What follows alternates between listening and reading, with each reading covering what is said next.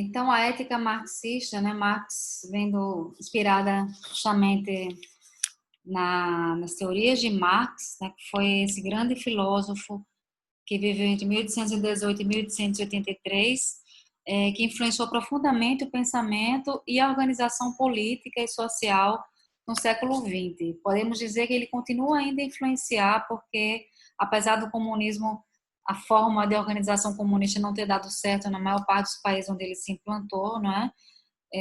Sempre associada a um regime autoritário, um regime ditatorial, mas o capitalismo, em reação, né, ao comunismo, ele se transformou profundamente. Então, e ainda continua se transformando, ainda continuamos sendo influenciados por esse pensamento de Marx, que inicialmente seus textos foram tidos muito mais como tratados econômicos ou tratados de ciência política, mas que tem uma fundamentação ética muito forte por trás disso, né? Talvez em sociologia você já tenha visto que o pensamento socialista é muito anterior a Marx. O socialismo não pretende transformar a estrutura do capitalista, né, de produção, somente superar algumas de suas contradições, mas Marx, ele via que, na verdade, para superarmos as contradições do capitalismo, as grandes diferenças sociais que existiam, né, o grande sofrimento das pessoas, principalmente na época em que Marx viveu, em que as pessoas tinham jornada de trabalho de 14, 16 horas, que as crianças trabalhavam, que não existiam férias remuneradas, etc. Então, ele achava que essas contradições que existiam só seriam superadas se modificássemos a estrutura da sociedade capitalista, a base, que é a base material. Não é a ideologia, que é a superestrutura. São as formas de produção, são as bases materiais, né? Então, essa é a grande diferença entre o socialismo e o comunismo. Também porque o socialismo está muito associado ao movimento burguês, não é? Ao movimento intelectual, não à classe operária. A classe operária, sim, que vai se associar mais fortemente ao comunismo, né? Que é a classe operária que realmente buscava essa transformação social que só viria com a derrocada do capitalismo. E nós vamos entender isso quando formos ver o conceito de materialismo histórico e dialético que trata Marx. Então, em suma, o comunismo visa a uma transformação estrutural da sociedade. Então, os principais conceitos em Marx estão aqui, né, da sua teoria política, que também tem esse fundo ético, como já falamos. A primeira delas é a crítica da religião, sabendo que Marx foi um filósofo profundamente influenciado, primeiro por Hegel, então ele era considerado um hegelianista de esquerda, e por outro filósofo hegeliano de esquerda, que era Feuerbach. Feuerbach foi o primeiro que fez essa crítica da religião e que Marx vai aproveitar para lançar o seu conceito de alienação. Então, Hegel, ele retoma a dialética platônica, né, e ele aplica a política. Então, ele dizia que as organizações sociais, elas, na verdade, a sociedade evolui, passa por diferentes formas de organização, segundo uma dialética. Então, na dialética platônica que já estudamos, né, Platão acreditava que temos um conceito sobre determinada coisa, um pensamento, aquilo constitui a tese, a crença que nós temos sobre determinado assunto. Essa tese nós colocamos à prova num diálogo, encontramos contradições, a antítese, e quando submetemos essa tese à antítese, tentando livrá-la das contradições, né? Nós a transformamos numa síntese, numa nova ideia já aperfeiçoada. Então, Hegel acreditava que as organizações sociais, da mesma forma, as sociedades mudavam segundo essa dialética. Nós tínhamos uma ideia de uma formação social. Com o passar do tempo, essa organização social entrava em crise, né? Vinham contradições, e numa tentativa de superar essas contradições, chegávamos a uma nova organização social, uma síntese, uma nova tese, um novo período orgânico, como diria Saint-Simon. Marx, ele vai dizer, ok, existe realmente essa dialética, mas a dialética ela é material. não é? Ela não é no âmbito das ideias. Isso eu já estou adiantando, no conceito de materialismo dialético, mas para mostrar como Hegel influenciou Marx. E aí Feuerbach, que também era um filósofo hegeliano de esquerda, ele é o primeiro que vai fazer a crítica à religião, também dentro desse conceito de dialética, de evolução, e ele vai dizer que as sociedades, na verdade, evoluem, passam por esse processo dialético, e essa evolução a gente consegue enxergar muito bem nas religiões. Isso é uma prova de que a religião nada mais é do que uma história dos homens, não diz nada sobre Deus, diz sobre os homens. Para mostrar que, na verdade, apesar de ser uma pessoa profundamente religiosa, Feuerbach, ele diz que as religiões são tratados sobre as sociedades, não são sobre Deus, não são sobre divindades. Então, do mesmo modo em que o judaísmo se aperfeiçoou quando ele passou de uma religião em que Deus aparecia nos arbustos, na época que o povo atravessava o deserto, né? Deus aparecia na natureza como um fogo, como uma voz, e passou a habitar templos quando os judeus se estabeleceram em Jerusalém, né? E criaram um templo. O templo de Salomão foi criado, então a divindade e a religião se, digamos, sofisticou. O cristianismo já foi como uma evolução do judaísmo, porque aí Deus se tornou mais próximo de nós, né? Quando ele mandou seu filho. Então vejam como a religião mostra a evolução da sociedade que busca respostas diferentes à medida que ela vai se modificando, busca respostas religiosas diferentes e modifica a sua religião à medida em que ela vai se aperfeiçoando. Então, isso mostra que, na verdade, o pensamento de Feuerbach era o seguinte, que nós projetamos nas religiões e em Deus todas as características humanas. Quando fazemos isso, nós nos alienamos, do mesmo modo como as pessoas que são consideradas loucas são alienadas. Tanto é que as pessoas que cuidam dos loucos são chamados de alienistas, não é? E o que é alienação? Esse conceito que vem da religião, é justamente você projetar para fora de si a sua essência. Então, o homem religioso para Feuerbach, ele projetava para fora de si a sua essência de uma forma superlativa. Então, Deus, ele se parece com nós. A Bíblia está dizendo que os seres humanos fomos criados à imagem e semelhança de Deus, não é verdade? Então, Deus é um ser humano, só que perfeito, amplificado, com todas as características humanas, só que no superlativo. Então, Deus é um super-homem, ele é bondoso, ele é perfeito, ele é um pai amoroso. Vejam que são todas as características humanas que nós projetamos em Deus. Do mesmo modo que projetamos o paraíso, né, o local onde supostamente iremos, se merecermos, né, iremos após a morte, como uma espécie de uma vida terrena, mas também desprovida das coisas ruins, só com as coisas boas. Então, sempre existe essa projeção do humano na divindade na forma superlativa. É como se fosse mais perfeito e mais real do que nós próprios e a nossa vida terrena, não é verdade? Isso leva, segundo Feuerbach, e Marx se aproveitou desse pensamento, né, para reforçar a teoria dele, isso leva a um conformismo, quando pensamos que não importa os sofrimentos que passemos nessa vida terrena, não importa se estamos sendo explorados pelos ricos capitalistas, nós iremos ao paraíso, teremos uma vida perfeita, livre de sofrimentos. Então, isso leva ao conformismo, esse tipo de alienação, era isso que Marx pensava. Feuerbach acreditava que com a evolução das sociedades, né, isso, quem já estudou sociologia, os primeiros sociólogos pensavam nisso, né, que as sociedades sempre evoluíam para algo melhor, né, um aperfeiçoamento linear.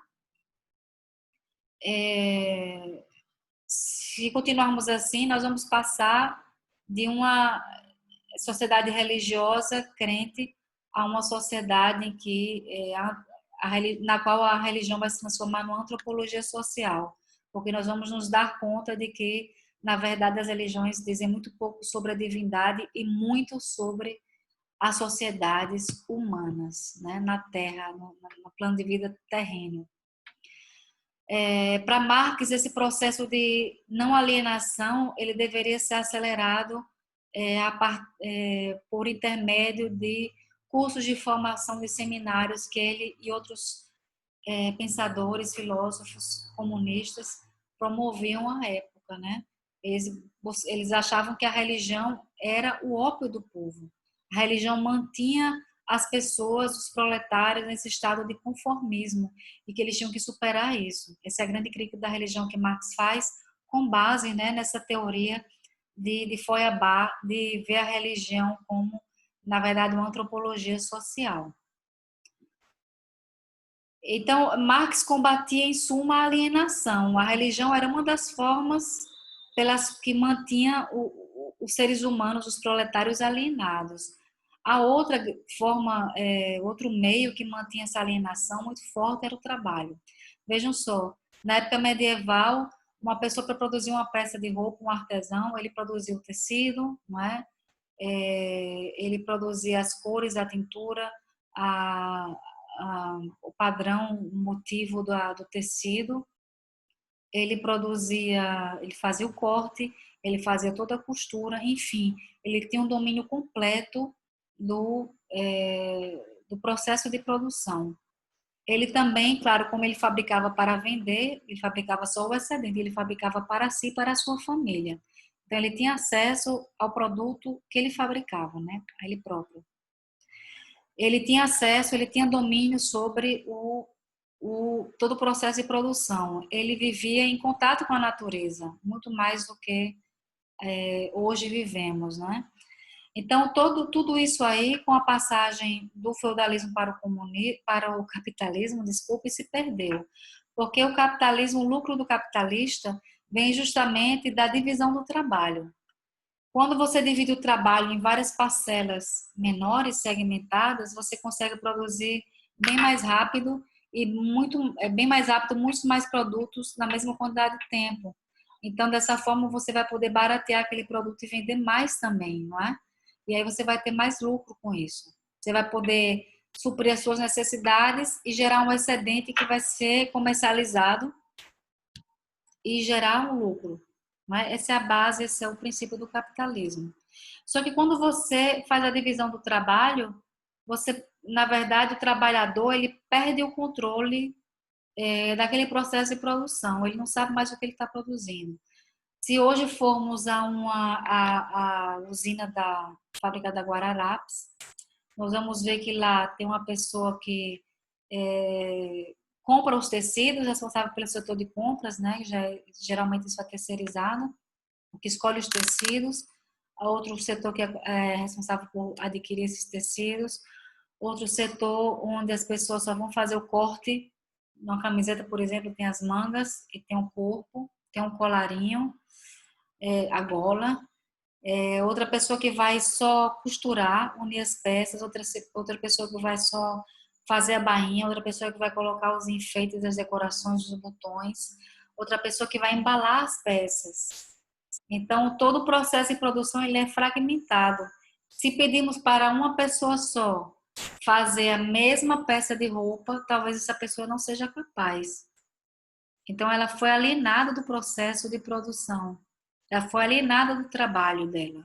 Mesmo ela sendo costureira, talvez ela não seja capaz de produzir a mesma peça de roupa, porque ela não sabe como ela foi produzida, como ela foi cortada, onde é que o tecido foi adquirido, enfim.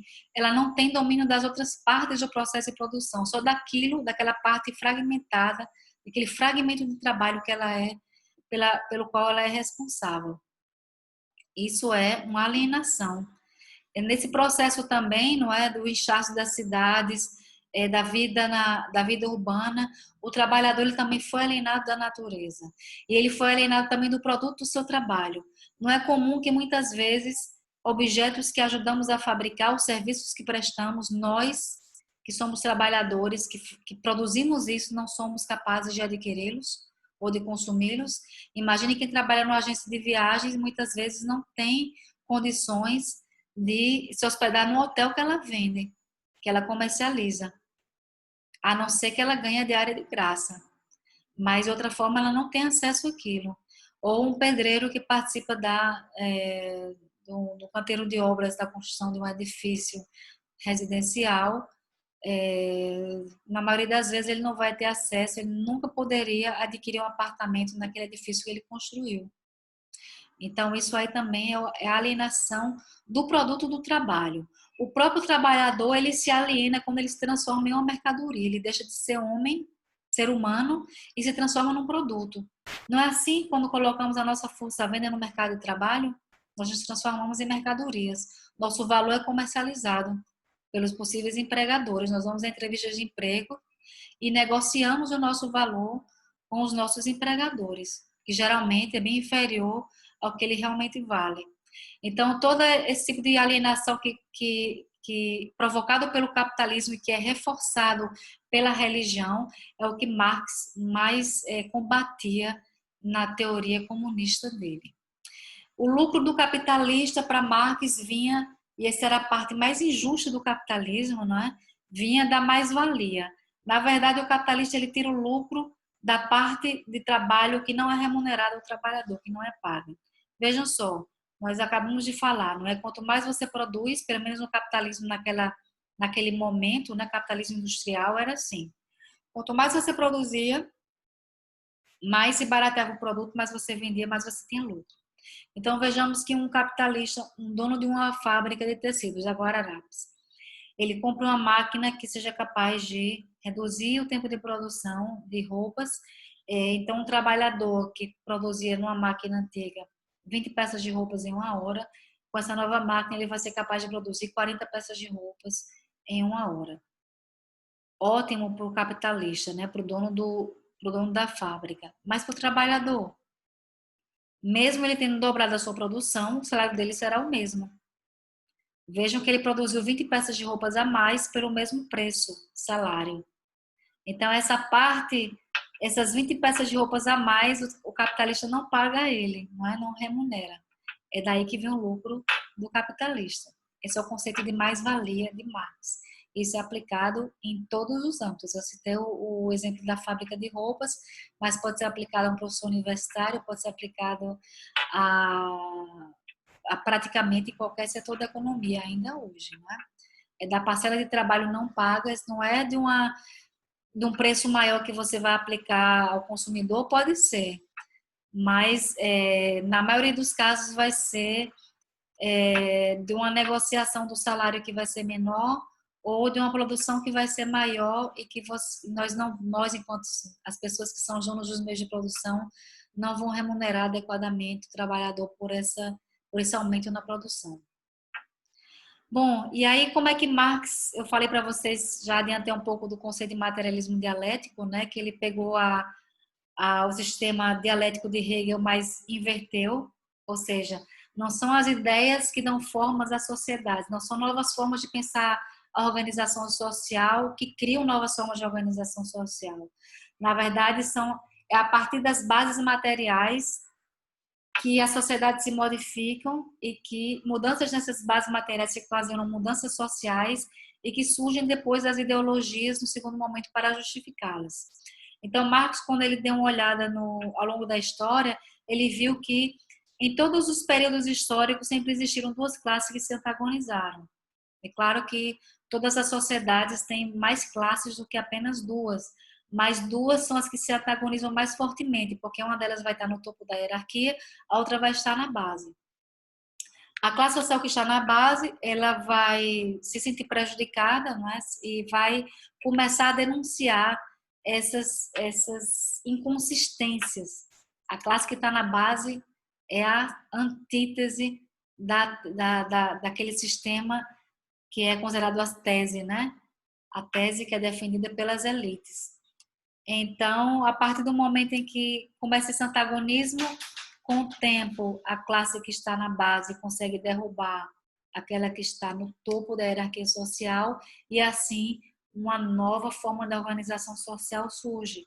Então, foi assim que desapareceram as sociedades antigas, né, baseadas numa monarquia, digamos assim, a maioria numa monarquia divina. Entramos num período feudal, e o período feudal que tínhamos duas classes, o clero e a nobreza no topo, na base tínhamos a burguesia, a burguesia se antagonizou, fez oposição a esse sistema que era injusto, que era desfavorável para ela, e aí criou a sociedade capitalista. Mas não foi por aí porque ela teve uma ideia melhor, não. Foi porque as bases sociais foram mudando.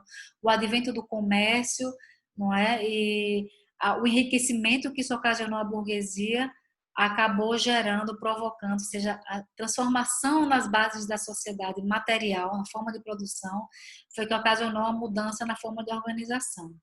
Então, naturalmente, segundo Marx, esse processo ele vai acontecendo ao longo de toda a história, não é? Como diria Saint-Simon, período orgânico, um período crítico, depois vem um novo período orgânico. Só que esses períodos orgânicos e críticos são ocasionados por esse antagonismo, essa luta de classes que é histórica. E na sociedade capitalista temos também a luta de classes, os proletários contra os burgueses. Com o passar do tempo, o que é que vai acontecer? Os proletários, segundo Marx, naturalmente iriam derrubar os burgueses, iriam instaurar o comunismo. O comunismo seria a forma de organização social última? Não. Então, para Marx, nós iríamos evoluir tanto, nós iríamos nos livrar da religião, deixar de sermos alienados, essa é a tendência para as sociedades, né? Evolução, progresso do ser humano, e aí chegaremos a um ponto em que não precisaríamos mais de Estado para nos vigiar, para nos impor leis, porque nós seguiríamos as leis naturalmente. Então, iríamos internalizar leis que são processos, digamos, de tentativa de organização, de ordenamento externos, né? Não precisaríamos mais disso. Depois do comunismo, seríamos capazes de viver em sociedade sem governo, ou seja, uma sociedade anárquica. A anarquia seria a sociedade última, a forma de organização mais avançada após o comunismo, né? Infelizmente não conseguimos chegar nem no comunismo, quanto mais numa anarquia. Então as previsões de Marx ainda não se concretizaram. Mas vejam que para Marx esse era um processo natural, né? Pelo progresso natural das sociedades, chegaríamos no comunismo e posteriormente na anarquia. É por isso que ele nunca deu nenhuma ferramenta, nenhum caminho para se chegar ao comunismo. Quer dizer, o caminho, na verdade, é pela educação. É a educação que é capaz de desalienar as pessoas, de torná-las mais conscientes, não é? Mas não pela revolução, como se tentou aplicar o comunismo à força, pela revolução por regimes autoritários. E isso nunca funcionou. Mas será que vamos um dia chegarmos a ser tão avançados que mudaremos o capitalismo, né? Derrubaremos os capitalistas e chegaremos a uma sociedade comunista e depois a uma sociedade anárquica? Isso é uma coisa para se pensar. De toda forma, a crítica aos que fazem que o comunismo nunca deu certo, né? Marx poderia responder, é porque nunca houve comunismo, para começar. As sociedades não estavam prontas ainda para o comunismo. Então, enfim, se formos pensar a teoria comunista de Marx do ponto de vista ético, como é que ela poderia ser uma teoria ética, né? Eu acabei de falar que o comunismo não pretende originalmente constituir uma doutrina ética. Se o marxismo deve suceder ao capitalismo, não é porque ele é mais justo ou moralmente superior, mas em virtude das leis inexoráveis da história, que substituem um modo de produção perdulário e anárquico por um outro mais racional. Apesar de tudo, não é? A gente vê que a teoria comunista ela está profundamente comprometida com a transformação social, a transformação das contradições do capitalismo em uma sociedade mais igualitária. Então vejam que tem tudo a ver com a ética social. Não é? Em uma análise ética, o marxismo combate a alienação e a exploração do trabalhador e a troca desigual, tanto trocas econômicas quanto trocas profissionais, que não deixam de ser também trocas econômicas. Eu falei para vocês que o marxismo talvez tenha uma relação com o libertarismo, sim, porque vejam só, aparentemente, né, o comunismo, principalmente da forma como ele foi implantado, ele, mesmo se ele combatendo a alienação, mas ele foi implantado de uma forma ditatorial, né, em todos os países onde ocorreu o comunismo, onde ocorre ainda, é de uma forma autoritária. Então, poderíamos pensar que o comunismo ele está mais associado a uma liberdade como a dos antigos, uma liberdade positiva, em que existe uma maior participação política, mas ao mesmo tempo as pessoas são mesmo menos livres no âmbito individual. Mas vejam que quando o marxismo rejeita uma alienação, uma interferência excessiva, seja da igreja, na autoridade da igreja, na minha forma de pensar, ele também está rejeitando, ele está defendendo uma liberdade do tipo negativa, a ausência de interferência externa, não é? Ele está, por exemplo, rejeitando uma interferência do capitalista no meu no meu conhecimento da produção do meu trabalho. Ele quer que as pessoas se reapropriem do seu trabalho, se reapropriem de si próprias. Então, nesse sentido, não deixa de ser também uma liberdade negativa, liberdade no sentido de ser livre de interferências externas, não é?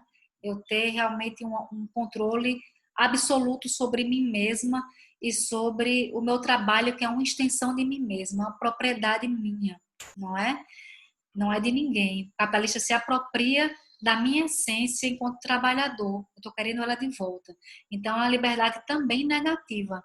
Então, vejam que o comunismo, na verdade, ele prega por uma liberdade tanto positiva quanto negativa, uma liberdade no sentido pleno.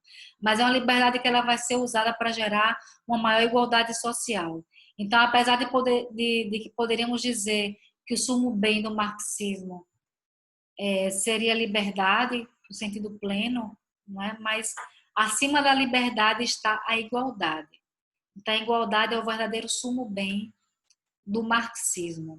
Como característica marcante, né, sem dúvida, o materialismo histórico e dialético, né? Essa dialética que ela tem a base material, não tem uma base teórica, como defendia Hegel, e que ela é um processo histórico.